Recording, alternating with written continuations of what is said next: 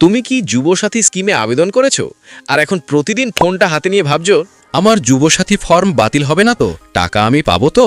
হ্যাঁ, অনলাইনে করো আর দুয়ারে সরকার ক্যাম্পে গিয়ে করো। স্ট্যাটাস চেক করার প্রসেস একটাই। আজকের ভিডিওতে আমি 2 মিনিটে ক্লিয়ার করে দেব কখন চেক করতে পারবে, কিভাবে চেক করবে আর ডাবল আবেদন করলে কি হবে। চলো শুরু করা যাক। तो चलिए शुरू करते हैं।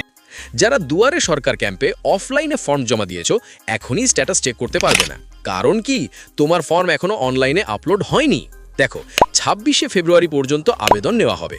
27শে ফেব্রুয়ারি থেকে ডেটা এন্ট্রি শুরু হবে। সরকারি স্টাফরা প্রতিটা ফর্ম দেখে দেখে অনলাইনে আপলোড করবে। তাই 27 তারিখে ঢুকে যদি দেখো কিছুই দেখাচ্ছে না, ভাববে না আমার ফর্ম বাতিল, ভাববে এখনো আপলোড হচ্ছে ভাই। অনলাইনে যারা আবেদন করেছো তোমাদের ক্ষেত্রে রেজিস্ট্রেশন নম্বর সাথে সাথেই জেনারেট হয়েছে। এখন সরকারের কাজ হলো ভেরিফিকেশন করা। কিভাবে স্ট্যাটাস চেক করবে?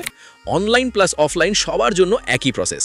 ব্রাউজারে যাবে e.pass.wb.gov.in, সেখানে ক্লিক টু অ্যাপ্লাই অপশানে ক্লিক করবে। যদি পোর্টাল ডাউন থাকে ঘাবড়াবে না, একটু পরে আবার চেষ্টা করবে। এরপর চেক স্ট্যাটাস অপশান আসবে। এখানে ক্লিক করলে নতুন একটি লগইন পেজ খুলে যাবে। এখানে বসাবে তোমার মোবাইল নম্বর। অনলাইনে আবেদন করলে যে নম্বর দিয়েছিলে, অফলাইনে আবেদন করলে ফর্মে যে নম্বর লিখেছিলে। ক্যাপচা কোড বসাবে, গেট ওটিপিতে ক্লিক করবে। মোবাইলে ওটিপি আসবে, বসিয়ে ভেরিফাই করবে। ব্যাস, লগইন হয়ে তোমার স্ট্যাটাস দেখতে পাবে। Verification pending, verification complete, approved or rejected, এমনকি টাকা ঢুকেছে কিনা সেটাও দেখতে পারবে। লক্ষ্মীর ভাণ্ডারের মতোই সিস্টেম।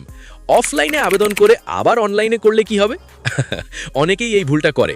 তুমি যদি আগে অফলাইনে আবেদন করে পরে আবার অনলাইনে আবেদন করো, সিস্টেম ডুপ্লিকেট ধরবে। তখন একটা আবেদন অটোমেটিক ক্যান্সেল হয়ে যাবে। তাই একবার আবেদন করলেই যথেষ্ট। 2বার করলে যুবসাথী না হয়ে ডাবল সাথী হয়ে যাবে।